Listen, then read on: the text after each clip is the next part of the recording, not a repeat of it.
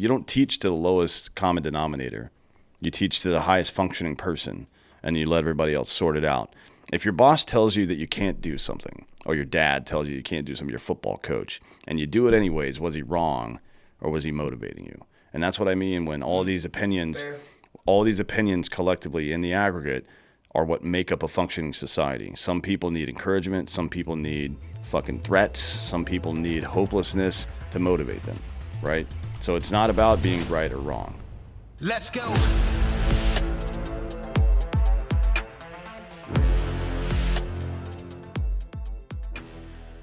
Welcome to Citizen. We have a guest. I usually say special guest, but there's nothing particularly special about you. Gary Faust. A lot of you know him as Street Gonzo. If you're a police officer, you know him from wanted posters. Oh, man. What's up? Not much. That's funny you started out that way. Is it? Yeah, because I feel like I have a unique relationship with the police. Unique New York. It's a exercise that people do before they do public speaking. Unique New York? Yeah, it makes you enunciate the soft sounds. Cool. What do you mean you have a special relationship with police? I do as well, because I'm a total criminal, but I have a profound respect for people who put themselves in dangerous situations to help other people. I would actually agree. Yeah, but I'm a total criminal. I commit crimes all the time. I think that lower level criminal activity, laws against that stuff are just suggestions, basically. I agree. Right? Guidelines. Mm-hmm. Things that normal people probably shouldn't do, but people that have, that can move more fluidly between different spaces in society can kind of get away with. I would say that when it comes to petty crime, like breaking traffic laws and stuff like that, I'm pretty good at that. Well, I would say this. A crime has a victim, and the victim can't be yourself and it can't be the state. So unless you're victimizing another individual person or stealing from a business or something like that, that's not a crime to me. Doing drugs in your own home, not a crime. Doing drugs in public, probably also not a crime. What about something like, reckless driving? Yeah, that's a crime. Okay, well then I am a criminal then. Yeah, you are. Yeah, well, what are you going to do? Not that. Well, anyways, what I was going to say was with the police, I was saying that was interesting you started it that way, because the other day I was talking to somebody about this same vein. They were talking about the Me Too movement and believing women and yada yada, and I told them that I take accusations like that on a case by case basis, and it's the same. I apply the same principle to police interactions I've had. Like when I was in Key West, that police officer threw me on the ground for no real reason, but I was bleeding everywhere. So I wasn't committing a crime, but I probably had previously committed. You know what I mean? Like it was a real gray area. And then he let me go and walk away, but I was drunk, so I turned around and was like, fuck you. And then I was in the wrong. So it's, I can't really be that mad. But then I've had other situations where I've clearly been in the wrong, Like when? When I was a teenager, I burglarized my neighbor's house that was under construction. It was an unoccupied dwelling, but I was clearly in the wrong there, and that was drug fueled. What do you mean drug fueled? Like you were on drugs, you were acting stupid, or you were looking for drugs or money to buy drugs? Both. Okay. Heroin. Dayton, Ohio. Montgomery County was at one point was the number one county for overdoses in the entire country, I believe. Mm-hmm. And then I always forget what county Cincinnati's in, but that was also up there. And nobody really realizes, even in documentaries and stuff that covers the opioid epidemic and YouTube videos you can find that go into who's the family that The Wild and Wonderful Whites of West Virginia. no the family that was from that they were the ones that were pushing all the painkillers. Oh, I don't know the name. Yeah, I know what you're talking about. Well, people don't really realize how bad it really was. It was insane. I mean, I was like 13 years old, 14 years old, and I had friends overdosing. So you're saying it's somebody else's fault? For what is? Your terrible behavior. No. Not at all. Plenty of people do drugs and don't rob a house. I'm a fucking lunatic. Yeah, I've never robbed anybody. Yeah. Well, that's not true. I used to rob drug dealers back in the day, but that's a victimless crime. Is it? Mm-hmm. How's that? Because the activity they're committing is illegal. But should that it be means illegal? they're operating outside of the law. As such, they're not protected by it. That's legally how it works. victimless, morally. There's legally only. Moral victims are not a thing. A man of the law. Yeah, that's true. Anyways, yeah. So you grew up in Dayton, Ohio? Yeah. And I guess the audience now has been exposed to your mother, who is a angel, reasonable woman. Very intelligent. So I'm guessing that you got on this other path some other way than your mother, right? So what do you think it was that made you a piece of shit? Because for me, it was just like there was no stable home life, and I was smart and bored. So I'm like, I'm gonna go get into some shit. You know what I mean? But you had a good parent, at least one. So, but that's not enough. Like you need dad to be around fucking you up. If you're a met dude. my dad? No. Oh shit. No, I saw him get you arrested for littering, but my dad's a lunatic. Dude. Yeah. He is out of his mind. No, I wouldn't say he's a bad person by any means. I guess I'll just paint you a picture then of my upbringing. Is that what you want me to do here? Cool. Okay. I'm curious what it was like to grow up in Dayton, because my only experience with it is some fans of Drinking Bros are cops there. So we go from time to time. I think we went last summer to hang out with them, but they always, Eric Totel specifically always comes out with us to do stuff. So that's the only thing I really know about that area is having traveled there one time to go to a fucking, what do you call it? The FOP, the Fraternal Order Police Union Hall or whatever. And we just got shit-faced, right? Yeah, so I don't really know much about Dayton, but it did seem like the kind of place. They had pizza places that weren't chains. They were local chains, which means usually there's a lot of meth. That's a good indicator that a place has a lot of crackheads, is that they can't even get chains there. You know what I mean? Like Pizza Hut looked at that place like, nah, I don't think so. Places. Yeah, you're right, actually. But yeah, I know. A lot of heroin, a lot of crack. The west side of Dayton is the black side. The east side is the white side. It was at one point. Is it gray in the middle? It probably a mixed race people in the middle. That's how colors work. At one point, Dayton was on a list of one of the most segregated cities in the country. Obviously, not legally. Now but it's sounding a lot better. It was. It's a weird city because it had National Cash Register, GM, and it had a good economy in the 50s and 60s. And then it started slipping. And I think Dayton is one of the cities that could be used as an example of white flight, when all the white people split from the downtown the metro area, I should say, and went to the suburbs. And I just want to paint that picture for y'all, because I grew up in a suburb called Centerville. And depending on where you're from in Dayton, some people would say, oh, you're from the rich part. And some people would say I was from like the middle of the road part. Mm-hmm. And I would say it's more middle of the road. Like people actually from Dayton, they think any suburb that is middle class or up, they think that they're rich, right? Because Dayton's so fucking poor. But I grew up in Centerville, and my parents split when I was 5. My dad went way off the fucking rails. Like he was a white collar car salesman, and then when they split, I don't want to bash my dad publicly here, but for more or less, for lack of better example or better word, he had like a kind of a mental break, and he pivoted off into his own direction.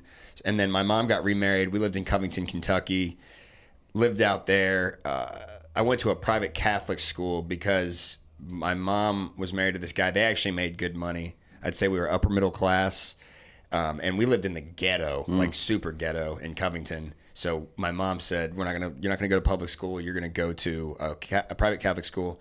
3 years there. I got kicked out of the school for just constantly fighting. And then what was why do you think you were fighting? Like, were you being picked on? Were you starting fights with people? And if so, for what reason? No, I never got bullied. Well, I guess I never got bullied because anytime anybody tried to, I would just fight them. But it wasn't like that. It was a lack of self-control, complete lack of self-control. I mean, I'm 31 now, Dan, and my self-control is still probably that of like an 18 or 20 or 21-year-old, Sure, self-control is a muscle, and the more you use it, the better it is, and obviously the inverse of that is true. You have atrophied your muscle. Yes. Yeah. Which is weird because I have, I think it's my level of self-control is relative to the task being performed, because certain things I have extreme self-control. Like what? Like, I mean, maybe self-control isn't the right term, but when it comes to focus and self-control are not the same thing. Yeah. No. Self-control is basically the social equivalent of learning how to aim your weapon efficiently, right? You know what I mean? So you have this energetic, powerful weapon, and self-control is harnessing that weapon. That's why it's so important. Okay, I see what you're saying. Yeah. Well, maybe then I have no self-control in any realm of my existence. Right, but you have talent and capability and will. That's like having a machine gun, and having no self-control is like firing it with your eyes closed. All right. But I think what my saving grace is my work ethic. I mean, Sure. I will literally just not stop working. Yeah, but you're working harder than you need to, because you're having to overcome this obstacle, or you're not accomplishing as much as you could. The reason I do that, though, and this is very serious, very true, is because if I don't work, I will go to jail. Yeah, that's right. So it still doesn't make any sense to work less efficiently. You could get more done. I wouldn't necessarily say I'm not super efficient. I would say that. Why? Because I see you work. What do you mean? I see you pace around and go through all these processes and that are unnecessary, right? And it's not even just about you specifically. This is how it works. Self-control, targeted focus is more productive and efficient. That's a fact. There's no argument to be made there. Like, you could say, this is my process. And if with creative stuff, there is some degree of having to heat up, cool down, heat up, cool down. That's how it works, right? As a matter of fact, you have to, and it's the same way with, let's say, the way that people medicate with psychotropic drugs. I think Stephen Kotler calls it a hedonistic calendar. Like, every 6 months, I need to fucking smoke some DMT to get my brain right again. That's not for everybody, obviously, but you have to figure it out for yourself. But there are hard and fast rules. There's this educational principle called recall. And essentially what it is that you can learn for about 45 minutes. And then you have to take a break for 30 minutes to let it sink into your brain, and you can go back to learning. But if you try to read, like if you're reading fantasy or fiction or something like that, you can read indefinitely. But if you're trying to learn a skill or learn something by reading or studying or something like that, you have to go 45-30, 45-30. That is true for every human being. That's not something that, it's not a matter of style. That's just how it works, right? So part of going from, and this is an analog for turning a wild ass 6-year-old into a productive 18-year-old, right? Part of that process is honing your craft, certainly on the skill side, but also, I guess, tightening up your self-control. That's what I would really call it. You know what I mean? Exerting, instead of running around, bouncing around like a puppy, right? You take a minute and look around the room and see where the action is, and you go directly to it. And you affect right there, and then you fuck off. Okay, so what you just described, that last sentence, looking where the action is, going to it, that is exactly how I do interviews, right? So in that capacity, I've got that nailed down completely. Sure. But I am more of my grandpa used to tell me this when I work on his farm. He'd say, I don't give a fuck how you get it done, get it fucking done. Right? So if I run in fucking circles for 10 minutes, go outside, smoke 15 cigarettes, and then come in and I make a clip that gets 500,000 views, who gives a fuck? Or I could have sat down and did the same thing and got it done in 5 minutes, and it might not have been as good. Or it could have been better. But my point being that as long as I'm getting the job done better than what I'm supposed to be getting it done, because as long as I'm getting the job done better than the way I'm supposed to be getting it done, I'm happy. And I say better than the way I'm supposed to be getting it done because, to me, if I'm doing the job up to my standard, that is not enough. Does that make sense to you? Like, I should never be only meeting my standard. I should always be impressing myself, which is sort of like a diabolical precedent to set for myself, but that's the only way that I'm able to keep moving forward. No, it's cost plus 5. Always. Right? I mean, that's the way anybody, especially if you're trying to be productive, you should always be, I guess, let's say competing with yourself, which is the most healthy competition you'll be in. There's the chaos is good, I think. Controlled chaos. Not chaos for its own sake, certainly is not good, but controlled chaos is really good because it's like the shower principle. You get distracted by walking around in a circle, and your prefrontal cortex is distracted by all the motor activity that you're doing. That's what fidgeting is, right?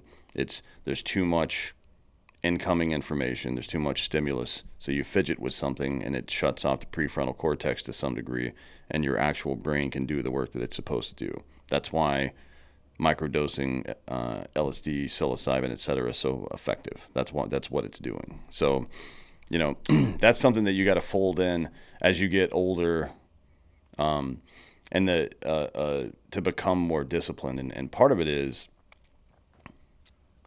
in my opinion, the most important part of it is to develop a baseline, I guess, or a template that you can map onto any activity you do, instead of like, well, this works for me now on this specific project, but what do I do? What are the, let's say 3 to 5 things that I need to do to get myself in the right headspace to be able to do any activity, right?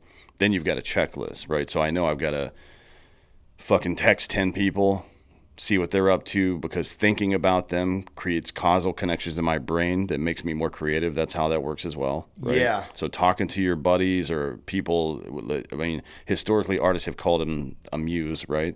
But the purpose of the muse isn't, they don't ever give you any idea. They create ideas inside of your head, right? Like when you... Explain the difference. Well, the difference is like you coming to me and saying, and you and I do this all the time, you coming to me and saying, I think we should do blah, blah, blah. And I'm like, actually, here's what we're going to do, right? So that's me refining your idea. You know what I mean? That's one thing. Another thing is, remember, like I'm talking to Jared or something. I remember this time we did some dumb shit in Iraq. I'm like, it'd be really funny if I did this. He wasn't actually involved in the idea at all. He just, like my experiences with him and the way that we categorize memories in our brain have to do with high inflection points, things that really mattered, something that was really tragic or joyful, or something associated with like a taste or a smell, right? Something that involves one of the other senses, typically, or something that you've spoken about after the fact a lot. And it's going to be associated with a person. I mean, I'm sure you've done this. You think of an idea and it reminds you of a person and you hit them up, or you somebody just randomly texts you, and then you think about something you guys have done before, not even on purpose, and now you're inspired to have another idea. That's the difference. So that shit's really, if that's part of your process, then that's part of your process, and that shit's important. You Okay, so then what about things, because I do pace around a lot, and you know what I do a lot. Pacing is fidgeting. That's normal. Same principle? Okay, because a lot of the times I pace around because I have two reasons here. First of all, I've always done that ever since I was a kid, and it's because I have a very fucking hard time sitting still, unless I'm engaged in actual conversation I'm interested in, like right now. So I kind of like pace around and stuff, gets the blood flow and helps me think. And on that note, when I used to sell cars for the brief time I did, they actually taught us in a sales training seminar that when you're doing cold calls, you should walk around while you're on the phone because it actually increases blood flow to your brain and helps you think faster. So when I'm like pacing around, I'm usually either texting ideas to like Eli's somebody I spitball a lot of ideas to, like what we're talking about. I do it with you. I do it with Jared. So I'm either doing that or I'm like dropping comments on videos because, you know, to boost up the algorithm or what have you. But I'm not necessarily not working. But I do think it is a not depraved, but a sort of a halfway pathetic form of procrastination. And that is not efficient. But I don't know if it's necessary. Yeah, it's a combination of that and a lack of self-control because I do struggle with self-control big time. But in certain cases in my life, like with the show, with Street Gonzo stuff, having a lack of self-control has made that it's an incredibly enjoyable way for people to get stories from the American public. It's been the filming part of it, sure. The assembly and edit, much more stressful than it needs to be, frankly, right? But you know, that's mainly on Joel, though. I'm only stringing out interviews. What do you mean? Because he likes attention to detail? No, I mean, I'm saying the editing job is mainly his job. Yeah. But when Street Gonzo first began, by the way, first before I go into that, procrastination isn't intrinsically bad. It is. This is another thing that you have to fold into your workflow calendar, if you want to call it that, or process. If you need the deadline at your back to sharpen yourself, right? Like so some people get into a chaotic situation, stimulus is too much for them, and they freeze. Like we think of fight or flight, freeze or flight is reality. And I've seen it in gunfights. I've seen it in natural disasters or, you know, shit like that all the time. Happens all the time. And I think the most common response is to freeze from most people, especially these days when people just don't have any experience with fucked up situations. So what procrastination does is it takes all of those little moments of will or whatever you want to call it and compiles them into one thing, right? I mean, think of it like putting a bunch of M80s together and blowing them up all at once. You know what I mean? That's what it does. So your propulsion goes quite a bit higher. Once you get into work done. Yeah, sure, but people who have ADD or ADHD, who have a high propensity for extended periods of extreme focus, which is true, right? That we think of ADD as just like constantly out of your mind. But what really happens is you're out of your mind for a long time, and then you'll go into a 4-8 hour hole and do the same thing for that whole time. You can't do that unless you have procrastinated. Like it doesn't work. When I was in college, I would wait until a day or two prior and write a 10, 15, 20 page paper. Dude, every time. Fucking time. My cumulative GPA throughout undergraduate and grad school is 3.97. Right, yeah. I never had a problem with it. Some people just work that way. So just to be clear, procrastinate. But these are things. This is part of the self-discovery. You have to understand that that's how you work, And then part of that process is while you're bouncing around everywhere, get all the pieces, all the assets in place that you need to be there for when your zoomies hit. Right. That's part of it. Yeah, it's planning the attack essentially. Yeah. So that's what I mean what I meant, or the message when you guys first started Street Gonzo, and I said you needed these processes to exist, right? Regardless, like you want to wing it the whole time. For filming, that's great. For production, it's not great, right?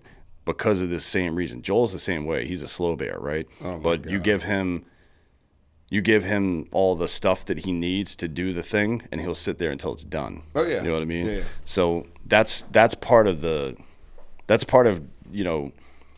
not just doing stuff, but paying attention to the results, and not just like how many views it got, but the quality of the product, the amount of stress that it put on you and your body, all this other stuff, and how it works with the other people that you're going to be working with. All these things come into play. So if you know all this stuff about yourself, then you can plan for it, right? So instead of, imagine a scenario where you have the high octane fuel in your fucking cars in the shop getting the tires changed. Now you're fucked, right? Mm-hmm. So that's what people think of discipline as just like waking up, making your bed, do this, regimented all day. That's not what it is. Discipline is making sure that all the assets are in place when you need them to be for when your fucking energy hits, whether it's slowly throughout the day or whether it's rapidly over the course of a couple of hours. Yeah. I got two anecdotes, and then I guess I never really explained what it was like growing up in Dayton. I got bored with Dayton, but yeah, go ahead. Okay. Number one, what's your take on procrastination being related to depression? Because I've read a lot of stuff about this, and I never understood the connection, and I'm curious if there is one at all. Well, I don't know about that. I don't know about that, but I do know that children who are bored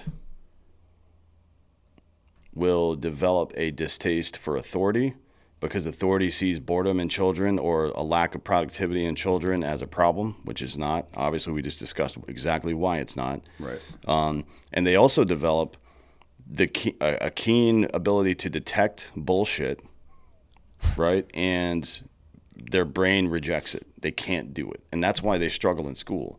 Because you're like trying to teach them this inane fucking bullshit, and it's like, nah, I'm not doing that. So why? That's like a way of developing intuition, essentially. It is, yeah. Why? I don't know. It's adaptive. So evolutionarily speaking, it makes a lot of sense. It makes a lot more sense to me for my kind of personality than it does to be a cubicle person. But then again, it's not about good or bad or right or wrong. Some people belong in fucking cubicles. That's the way they want to fucking. It's like Jerry from Parks and Rec. He wants to go 9 to 5 every day, right? Never take work home with you because you want to go enjoy your family. That's what your life is about. You know what I mean? Like some people are deeply fulfilled by that, and good for them. We have that work for them to do. Let them do it. They yearn for it. Let them do it. They want it. And let them go home and live with their family. Could you imagine being a fucking person that thinks that you can't take your work home with you? No. That's insane. But my brain is always on, so Same. And it doesn't flip between social and business. Like Same. my brain is just my brain. It doesn't matter if it's social or business. It's always the same. Well, actually, no. I can wear a bunch of different hats at different times, but it's the one thing. There's always the underlying engine of let's push this bitch forward is always going in my head. Yeah. But what I was going to say is your situation, I think, or the situation we were just describing.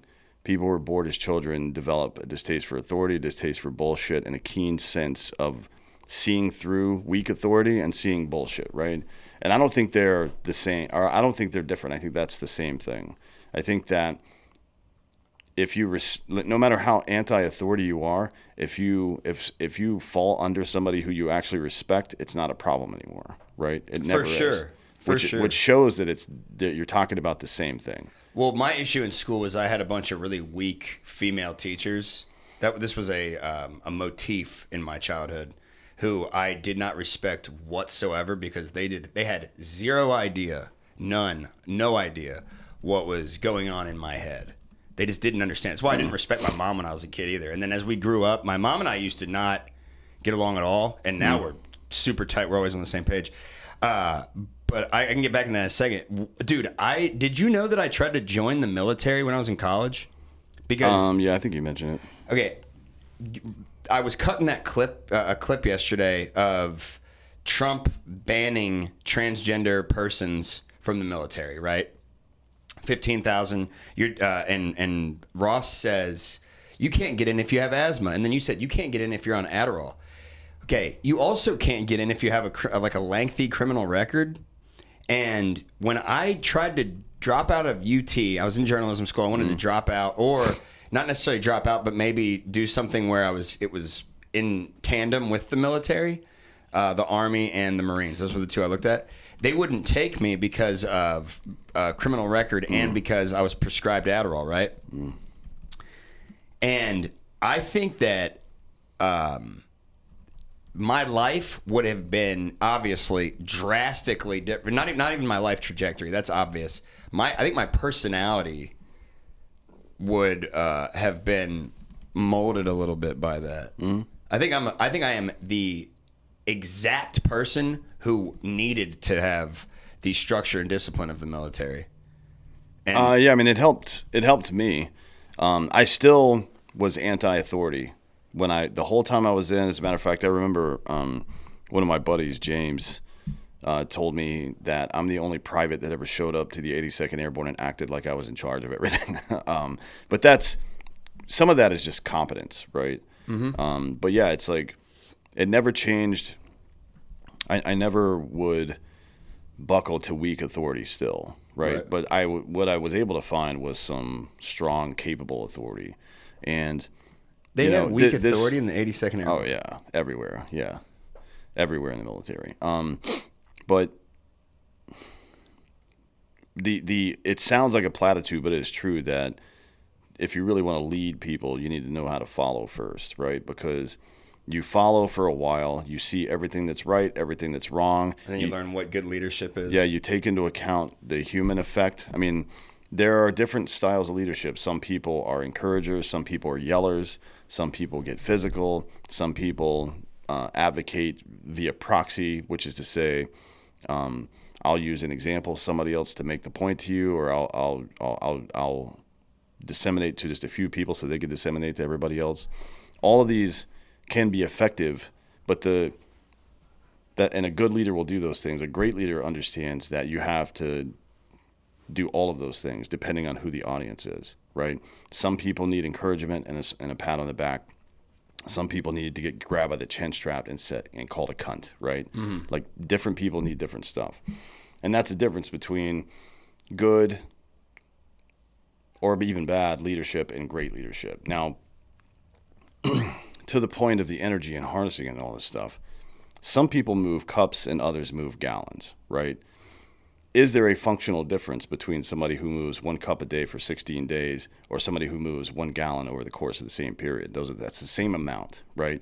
So we'll elevate and praise the gallon mover, but the cup mover does the exact same amount of work in the same amount of time. If there was to be any sort of discrepancy there, it'd be situational based on needs, right? Like when you would need something done. So you're talking about it's two different tools for two different jobs. Yeah. But functionally speaking, they're the same thing. Exactly, yes. So that's why I don't care for people who bitch about procrastination, and I don't care for people who bitch about people who like slow and steady. It's not about like the outcome is what matters. It goes back to exactly what my grandpa used to tell me, what I said earlier. Just do it. Like if that's what you got to do to be productive, then do that thing. But again, you have to plan for it. Yeah. Dude, I think a lot of that's just the reason I'm like that. I procrastinate real bad. I need a deadline or nothing will ever get done.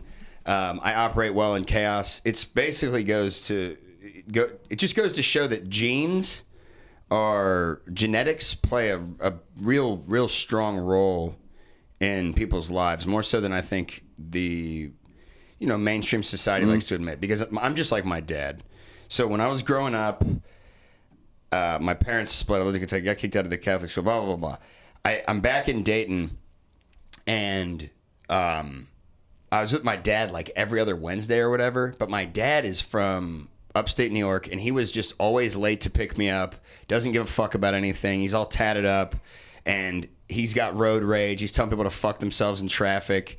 He doesn't abide by social standards or norms, but he has a set of principles and morals, like a code. He's got that code of man, you know? Like he's like, you know, you don't snitch, you don't do that, you know what I mean? And I think a lot of that came from my dad. Even though I wasn't around him as much as I was my mom, it still kind of rubbed off on me. And then being untethered to any real, because I got kicked off the hockey team essentially, and being untethered to any organization or structure in my life, and getting unleashed into the freedom of the world at a young age like that, I just got fucking completely out of control. Got into drugs. I was hanging out with a lot of the wrong people. Sure. And I had not yet understood, and still to this day think I struggle with understanding long-term consequences of my actions. That's another motif of my life. Sure. Well, that's a problem with highly capable people at a young age, right? Like I said, it's the weapon analogy is the best because it could be very effective or it could be very damaging depending on how you manicure that thing over time. I don't live by anybody's rules either, right? And it can lead you down some dangerous paths as an individual, and also enough people doing that inside of a society can be problematic as well. So, and this is the crux of this show, Citizen. You can bitch and moan about your rights and wait around for somebody to secure them for you, and you'll be a subject under their rule, or you can secure them yourself by performing the responsibilities required of you, and that's what makes you a citizen. That's the cost. When Ben Franklin said a republic, if you can keep it, that's what the fuck he meant. Right. You don't have to let some outside organization, that is the state, come in and tell you how to live every single second of your life. But you better take some goddamn responsibility for everything you do. If you're going to have a code and find a way to make it work with society. And if you don't, then you're going to give the dumb, weak people in society all the ammunition they need to vote to use like a liberal democracy to oppress you, which shouldn't even be possible, right? Like in a liberal democracy, which is what our constitutional republic essentially is, the only way that it can get oppressive is if we allow enough bad shit to happen through our inaction, right? Through ignoring problems, to give these dum-dums a reason to, fucking abortion, we got to vote for Democrats. Like, no, that's stupid. Yeah. Right? But it is you falling asleep at the wheel that causes that problem. And it's us having fallen asleep at the wheel with young men that's created crime problems that we have, mass shooting, all of this shit. It's all a result of that, right? It's the same symptom of the same goddamn disease. And it's about time people started having some really honest conversations about it instead of giving hyperactive kids Ritalin. Well, give them something to do. Give them something to do that's going to challenge and improve them, and you're going to start seeing superheroes instead of problem childs, right? Problem children, rather. This is a very easy situation to deal with, in my opinion. But, I think it's a combination of laziness, moral cowardice, and we tend to commercialize commodities in this country for some reason, right? Or not commodities, necessities. You commercializing commodities, trade on pork and coffee futures, 100%, right? Good idea. You're going to make some money. When you're incentivizing monetarily people who provide healthcare and education and shit like that, now you got a problem. Now you got a problem, right? It's the same adage. If you let government change the rules during an emergency, they'll create emergencies to change the rules. What do you think the pharmaceutical industry is doing? What do you think the university system is doing? They're doing exactly that. And they're only doing it because we're allowing them to do it. Well, look at the glamorization of mental illness. That's that might be the most prominent example of the decline of the American empire that is currently happening. Just glamorizing all the insanity. I'm wildly bipolar. Should I be saying that that's a cool thing? I mean, I never talk about that shit. I don't even know if you knew that, but I don't I'm not gonna talk about it. And the only reason I take fucking Adderall is because I was prescribed it when I was like 14. I can't function without it. That's why it's so ironic and palpable that I say, live by the pills, die by the pills. I mean, you know what you said to me one time? I was leaving the studio and I was taking sleeping pills. And you said, do you have to take narcotics to do everything? Is there anything you do not taking narcotics? No, Dan, there's not. And that's because I've been set up that way. I am going to eventually, try to wean myself off, so to speak. I mean, I don't really drink. I don't do any drugs anymore for the most part. I just take the stuff that I try to use the drugs I do take as tools, Well, drugs are meant to be enhancements and not solutions, in my opinion. And that's exactly what I'm saying. I completely agree with that.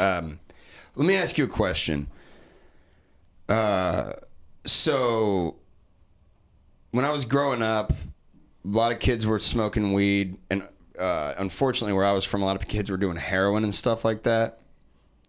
Why do you think teenagers, who most of which have not experienced any real grief or hardship in life, feel the need to escape American teenage life by using drugs like heroin? Well, my experience is that they've created problems for themselves where none exist, right? And if you track that back far enough, you kind of alluded to it a minute ago, but victimhood is now the prime social currency. You know what I mean? Like, it used to be being a high performer. I've got a fucking PhD in literature, or I'm a fucking professional athlete, or I'm a CEO, or I'm a business owner, or I'm a great father, or whatever, right? I mean, there's like a million different examples you can give for that. And for somebody to know that you are a quality human being, a big part of it was how you've handled yourself, what you're contributing to society, and then your ethical code, right? Those were the three pinnacles. Yeah, if you were a good citizen. Good person, yeah. Nailed it. Those were the three pillars of, I guess you could call it, citizenry. And now it's compliance, right? Which has been kind of, that's the American education system that started with Rockefeller and fucking Henry Ford back in the early part of the 20th century. And what did Rockefeller say? I want a nation of good workers, not thinkers. Yeah. I want a nation of workers, not thinkers, yeah. Compliance, victimhood. Compliance, and then the second one is victimhood. And that's a bit newer, but we should have seen it coming. This whole human potential movement that started in the 60s and 70s because of, that guy that's done, that gets into the psychedelics too much, and now it's all they fucking talk about. That's the whole 60s and 70s, and all those stupid assholes revamped not just our education system, but the way that we socialize, right? And victimhood was the natural result of that. When you tell people, like, oh, you've got to heal. People that are constantly talking about healing, those people are broken. Get them the fuck away from me. Yeah, their mind is broken. Oh, forget about it being broken. They're individually weak, and I have no time for that. Well, that's bullshit. what I mean. Yeah, so of course, if you tell somebody over and over and over that they're broken, then people start ranking themselves based on how broken they are, and it becomes a social currency. And when you prioritize failure and victimhood, then the natural limitation will be successful outcomes. That's the thing that'll suffer because of it. And we have less and less successful outcomes now. Not only that as a result, but people value successful outcomes less. So a man that, let's say, served his country in the Marine Corps and then sees some crackhead threatening people's lives on a fucking train, chokes his ass out, and now he's on trial for murder. Right? That's a world that we didn't live in until the last 15 years. Like, he would have 15 years ago, even in New York, he never would have been on trial ever. So the natural reaction of the average person to this, the victimhood, the mental illness glamorization, is to, we're rather not even an average person, someone like us, is to start denying certain mental illnesses exist, denying the DSVM or whatever it's called. DSM. Yeah, denying that kind of stuff, or manipulating the way that you look at it, where if somebody's like, well, I'm depressed. I can't do this. I can't do that. And then when I hear people say that shit, I'm like, use it to your advantage. Use that as fuel, dude. I mean, or shut the fuck up. Most great artists are depressed, so harness it. I mean, look, when I used to write a lot, I would take MDMA for 4 straight days and drain all of and I'm not saying anybody should ever do this. This is fucking stupid. I do it because I know I'm capable of doing it, right? But I would drain all the serotonin out of my body, force a depression, and then write from that perspective, right? Because like for me, I'm not super emotional. It unlocked an emotional side that was productive in the writing, right? Yeah, right. That's something that you can do. So if you have that going on naturally, then yeah, again, use it to your advantage. Every Well, do they though? Do No. they actually? It's all they're mostly full of shit. Well, but it's not because depressed people didn't exist before. I mean, everybody that's painted something or written poetry is a depressed little bitch. You know what I mean? Like throughout all of human history, I'm saying. There's so much. There's comedy and drama, and all the drama has been. Dude, you just said what it is.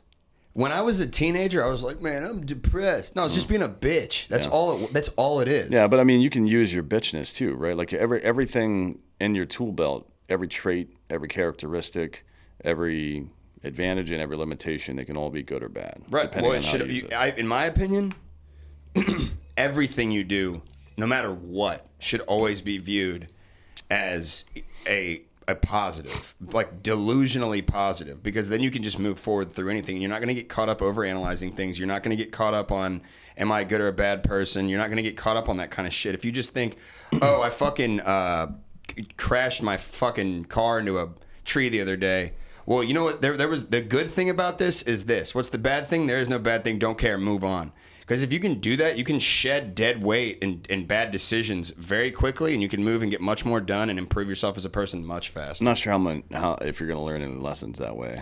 Well, wait, what do you mean? You don't want to make the same mistakes over and over again. Okay, maybe I didn't explain that well. There's the phrase that we use in the military is "you win or you learn," right? I would just fold that into what you're saying, and to the other point, the constant. Whenever we thought we were more important than the group, right? So there's a couple of maxims that are important here. One is the underlying theme of libertarianism, which is when the state is big, the individual is small, and that is unacceptable, right? I 100% agree. But from the perspective of the individual, when they are big, everybody else is small. And that's also unacceptable. This is the story of Narcissus. It's fucking a gajillion years old. The root word or the root word of narcissistic or narcissist is this Greek mythology character named Narcissus, who was a hunter in Boeotia. He's a beautiful man, so much so that he stares at his own reflection in a pool of water, and even Echo, a nymph named Echo, the most beautiful creature ever, according to Greek mythology, couldn't attract him away from looking at his own reflection. And eventually he turned into fucking flowers, right? Like he embedded himself. He never made any progress. That's the story of Narcissus. That's what narcissistic means. And that's what can happen. Not just that you get in a rut or get stuck if you fall in love with yourself. And look, constantly analyzing yourself, talking about healing all the time, you've fallen in love with yourself.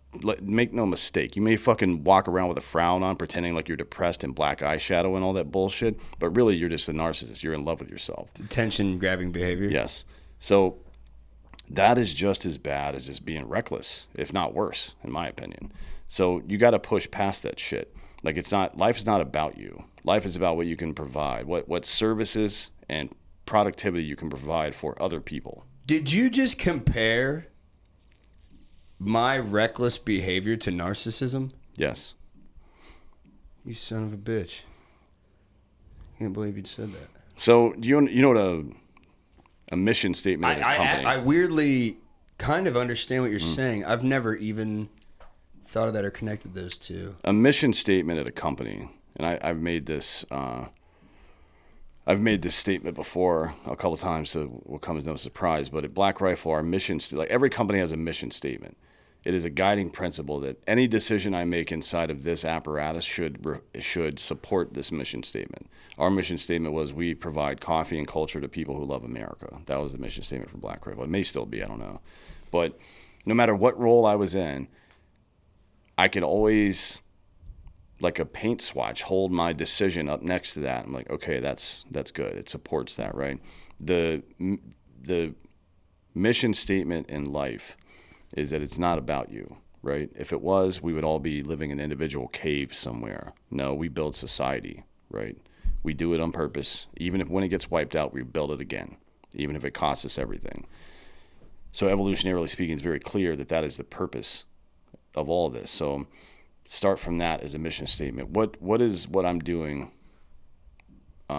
accomplishing, and does it benefit other people? Like, is it contributing to society? Not just society. It doesn't have to be society at large. Like, we think too big and too small sometimes. Well, when I think of society, I mean like Austin, to be honest. Sure, but I mean, you could be thinking of just one other person.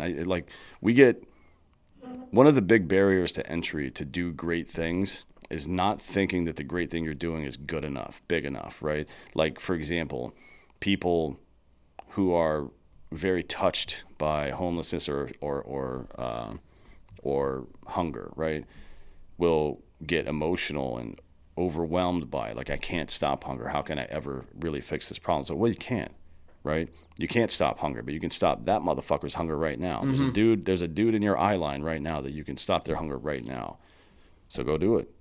You know what I mean? It's like, that shows you that at the micro level all the way up to the macro level, the shit matters, and it shows you even more so that it's not about you. Why is it that people would rather donate to a charity than give a shirt or a hamburger directly to a homeless person?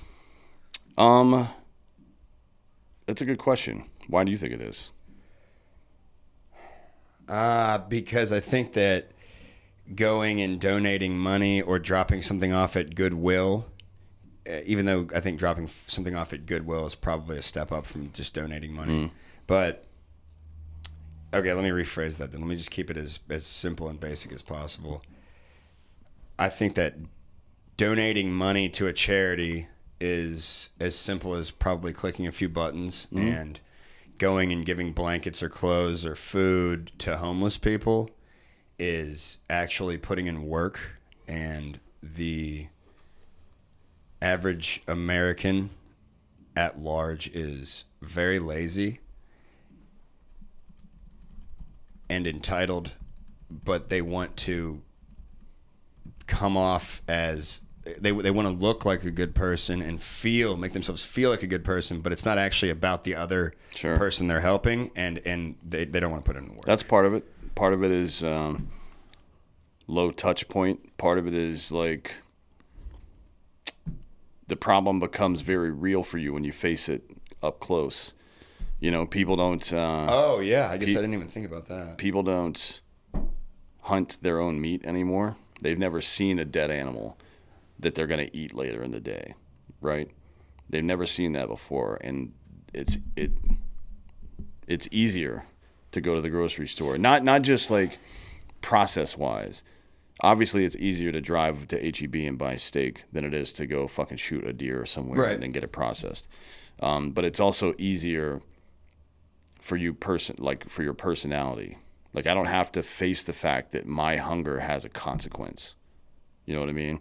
Like, my continued survival requires the sacrifice of other things. Goes back to the people wanting to feel good about themselves. Right. And when you lose that, when you lose the knowledge that every step you take, something else might suffer for it, right?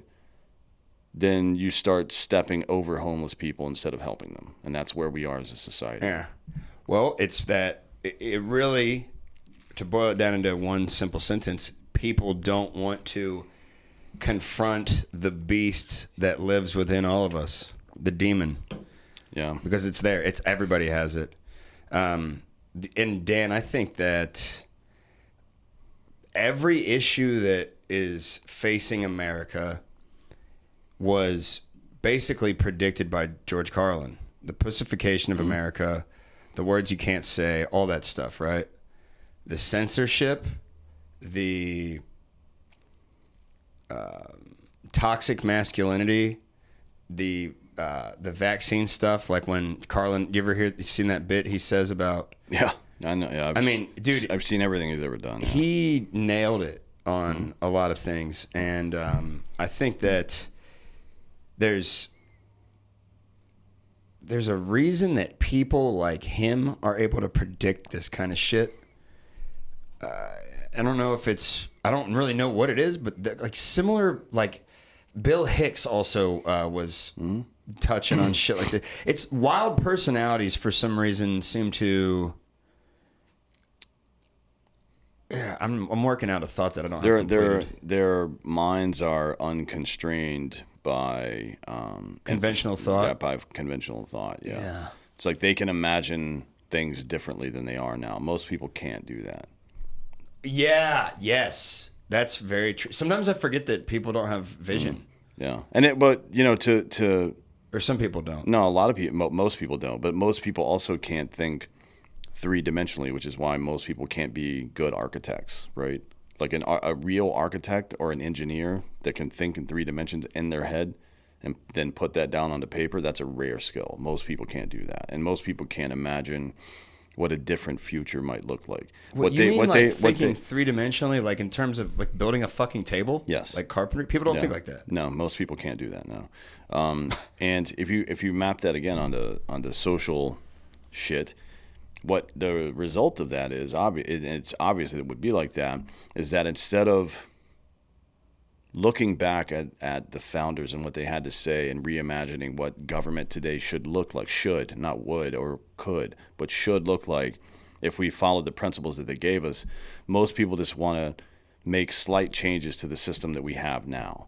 Like we want to reform the tax code. No, we want to end the IRS. That's what we should do because that's what the founders would have done, right?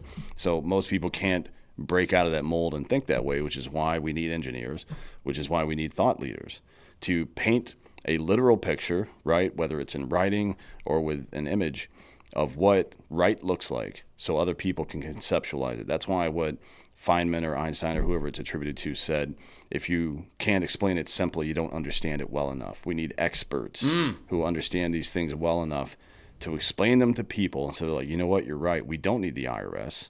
We don't need this shit. We can fundraise in different ways. There's also, and that's what, you know, Murray Rothbard from the Austrian economics, the libertarian economics, is so important because he does a really good, or did rather. I wish he was still producing like he did back in the day. Thomas Sowell is a good one as well, but the way Rothbard was able to articulate this stuff in real world situations and how it would be done, I think would be very important today. Okay. Even though I hate when people do this, I do want to ask you a hypothetical. I have no fucking idea, but where do you think people like Hunter Thompson and Hemingway, you know, great American journalists and writers and even, let's say, poets, where do you think they would land on things philosophically these days? There's no way to actually tell. Nobody has an answer, but... Well, I mean, so it's hard to judge the time you live in sometimes and who the great men are, but we know, we can see those people right now, right? Like... Rogan doesn't put out information. That's crazy. That's the first person I thought of too. He assesses information through a filter of the common man and puts bullshit on display, which is a very good skill, right? I would compare him more to Shakespeare, to be honest, because that's what Shakespeare did. He used comedy and drama to expose how corrupt the British crown was, which is hilarious because they supported him while he was doing it. I don't know how that motherfucker stayed alive during that time. Because he's like the most subversive writer against the crown of all time, and he was friends with people in the court. I don't understand it. Because it might have been more than one person. You ever heard that? Yeah, the anonymous theory. You know, I got suspended from school for saying that in class once. That's stupid. Well, I mean, also threw the book across the room, but... Didn't they make a movie with Jeffrey Rush about it? I'm pretty sure. They? Yeah, I think it's called Anonymous, but Rogan's one that... And look, different time periods need different types of subversive art, right? Rogan does that. He puts things through a filter where people can tell that they're bullshit. There's a lot of independent journalists out there that are doing the same thing. Michael Schellenberger comes to mind. He exposed the corruption of toxic empathy in California, specifically with regard to the homeless problem. San Francisco was a good book on that subject. There's a lot of people like that. You know what I mean? It depends on what's... So it's hard for us to see... It's hard for us to think of somebody like Shakespeare or like Hemingway or like Hunter Thompson, but those people exist now. We won't know it until later when we see the effect of what they've done. Right. I think... But if Hunter Thompson was alive today, he would be Christopher Hitchens. If he were alive today, they would be doing the same thing they were doing then. They would just be addressing the bullshit that's happening now. They've always addressed bullshit. So whatever bullshit's going on, that's what they would do. Well, I always fear that you're right. They always do that. But people, when they get older, they start to lose their ability to see through shit. I've seen this with my grandpa. My grandpa was a Republican, conservative Republican his entire life. And then this last round, he voted for Kamala, right? And I guess, I don't remember who asked him why, but he was like, well, because Trump's a Russian agent and all this crazy shit that's clearly not true. People lose their ability to assess when they get older, right? They become out of touch. They lose their cognitive functions. Yeah, and you lose perspective. Right. That's the most important thing. So when I think about people like, if they would have lived until now, I don't know. I mean, because, dude, look at Rage Against the Machine. Are you familiar with what I'm going to reference here? How they were like... The fact that they're raging for the machine now? It's pathetic. Yeah. I mean, dude, they might be the most pathetic example of a sellout I've ever seen. Yeah, it's they are fucking embarrassing. They need to all get bitch slapped. No, let them waste into obscurity. Yeah, I guess I'm fine with it. Well, the reason I was asking you that is because sometimes people will be like, "Oh, dude, you're like Hunter Thompson or this or that." Well, fuck. First of all, no, I'm not. I'm Gary Faust. Second of all, people will say the inverse of that as well. They'll say, well, Hunter Thompson never would have been liked, he never would have been conservative on this or that. And I'm like, also, you don't fucking know that. Hunter Thompson, who is a libertarian, right? Like, fuck off, man. Yeah. He was up in the mountains with drugs and guns. Shooting at his neighbors. Like, fuck off. But he also, I think, got a lot of things wrong. And, he got a lot of things wrong, but in a good way, if that makes sense. I don't know if I would agree with getting it wrong. Tell me what you mean by a good way, though. He talked a lot about the American dream being dead, which is complete bullshit. I don't agree with that in any capacity. And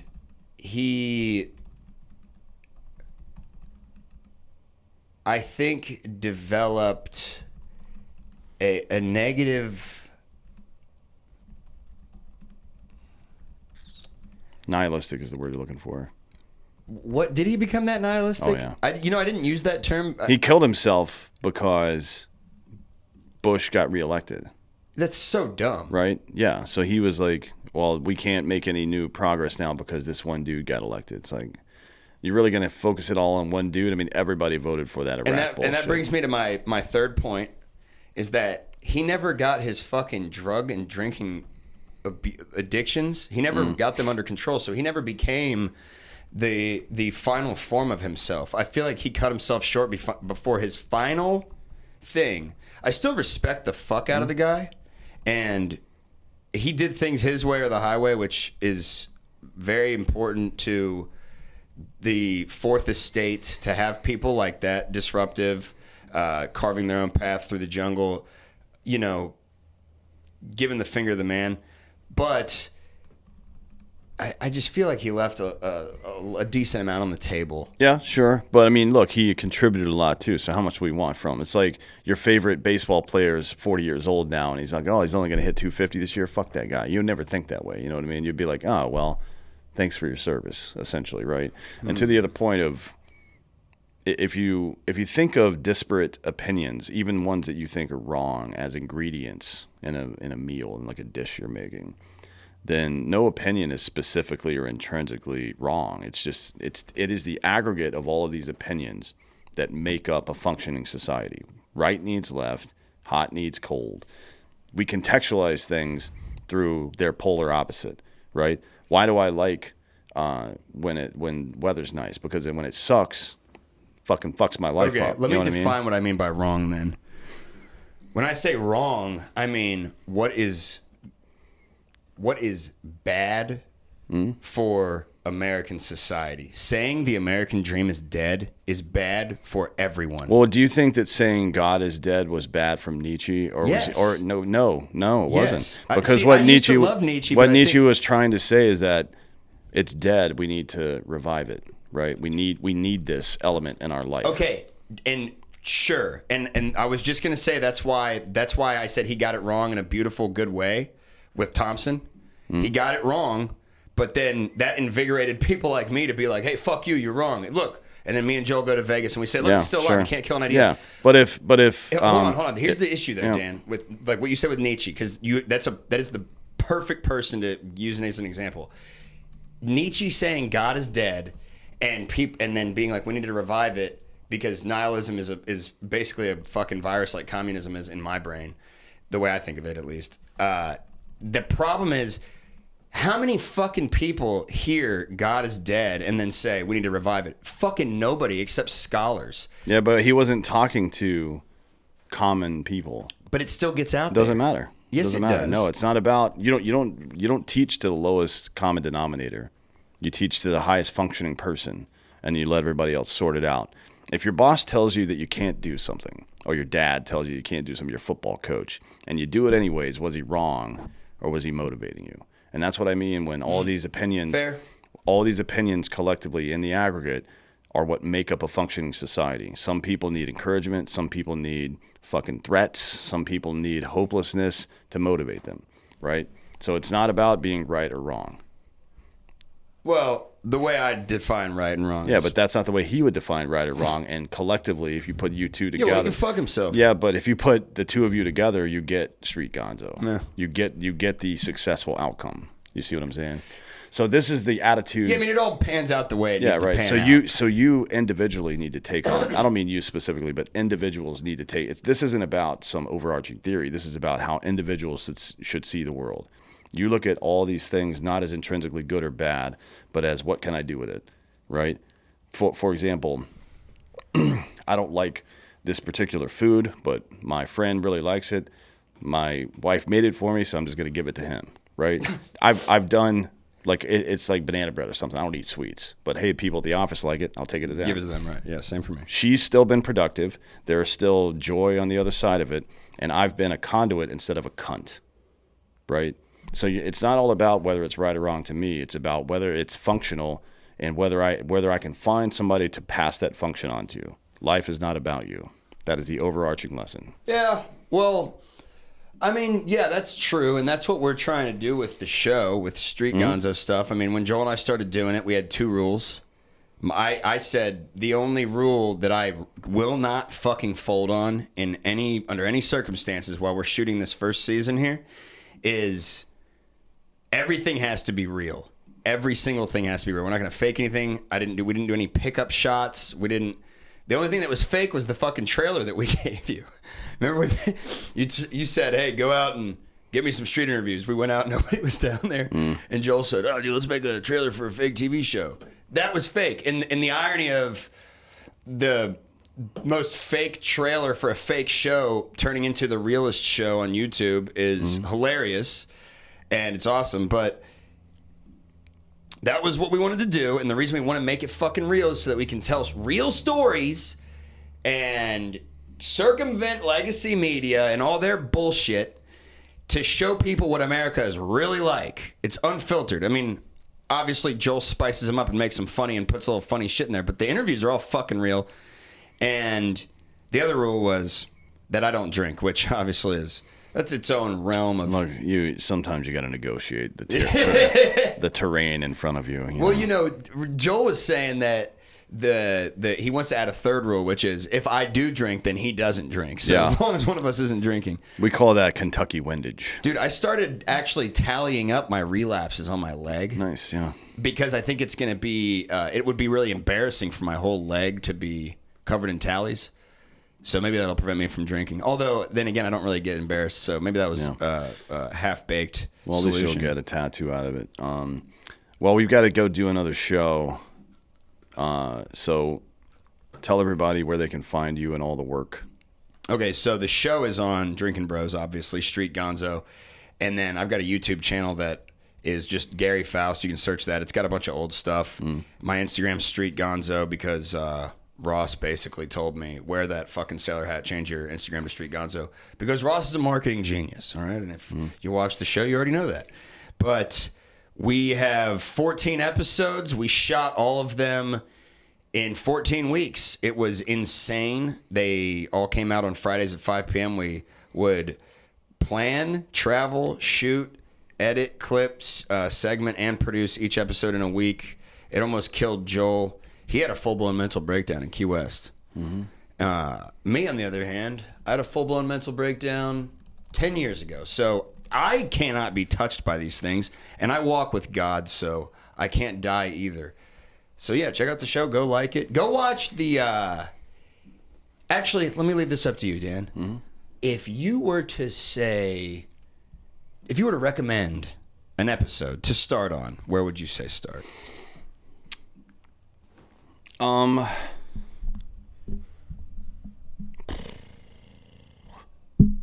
think the Mexican one is really funny.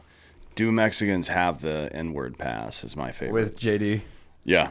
Yeah. Yeah, because it's like you're really challenging people with that one. One of the first two was about Trump, and like if you thought the assassination was some kind of conspiracy or whatever the fuck, and people are just people are afraid to even talk about it. You know what I mean? So that's one thing, but the Latin American crowd gives quite a few less fucks than the white liberal crowd. I love it. So you challenge people and you get a result. So I think that's probably the best one because that episode is the desired outcome for every episode, in my opinion. That's the whole point of the show. We actually get a legit answer. But yeah, that's the show. It's basically, from what I've been told, it's Jackass, Insomniac, and Hunter Thompson, Gonzo journalism all smashed into one thing. And I genuinely want to do it because of journalistic integrity and the principle of the Fourth Estate checking the government and the bullshit that we're dealing with in the world right now. But also, I also like to make people laugh. It's an easy way to make life less unbearable if you're going through it. We get a lot of comments on Drinking Bros in general because there's like vets and stuff going through some hard times sometimes. And we get comments on Street Gonzo and on Drinking Bros and fake news and all that where people are like, in more or less saying, yeah, I thought about killing myself this week, but this got me through it. Yeah, we get those crazy. A lot, yeah. I've gotten thousands of those over the years. That's nuts to me. Yeah. It's funny how our debauchery, and when I say our, I mean us collectively, our debauchery has somehow we've manifested it into helping people get through their day and also informing people a lot. You know, my mom started watching fake news every Thursday because of all the sort of inside info that you bring to the table. It's funny to me. I actually think that you are a more reliable, legitimate source of news when it comes to like stories and inside info than like anyone I can think of. Yeah, probably. Actually, no, there's no penalty for being wrong. So you actually have to, like in journalism anymore, there's no penalty for being wrong. Which is crazy. Yeah. And retractions are done real stealthily. So you actually have to care if you're right or wrong for it to be effective, and I just happen to not want to look like an idiot. So You know, that's a helps. Potentially the plus side of having some pride and ego is because I'm the same way. Like, I don't want to disappoint people with my show because I don't want to look like an asshole. I don't want to make a fool of myself because in my mind, just like the only person I believe that I can even compete with is truly myself. Because comparison is a thief of joy, and I believe that truly. But not only that, it can also just take away your ability to be the best version of yourself. But not only do I only believe I'm the only person that can compete with myself, I'm also the only person that can embarrass myself. I don't really get embarrassed by other people. Yeah. Well, You know? I mean, yeah, I don't value other people's opinion. That's a tough one because I value their information, but not their opinion. I couldn't care less what anybody thinks of me. Literally anybody. Oh, you mean their opinion of you personally? Or of what I've done, yes. What about like an opinion of a topic or their position? That's in information. debate? Okay, I see what you're saying. You and I are very similar, but we say things and our MOs are different, and we say things in different ways. But I think we have a very similar, like a parallel thought process based in our principles. Does that make sense? Yeah. Cool. Yeah. All Yeah. right. Well, good. Everybody check out all the dumb shit, Well, that we do across this we're living in the weirdest timeline. Check it out. Street For Gonzo. Check out Street Gonzo on YouTube and Twitter and everywhere else. And can I shout out one more go thing? Also, Dan Therapy on Instagram. You got to watch it. It is, we got some stuff cooking up. I think that's going to be pretty fucking funny. Yeah, it's going to be highly offensive. If you don't like it, you can go fuck yourself. And, that's just kind of how it is. Yeah. So, we'll see you in hell.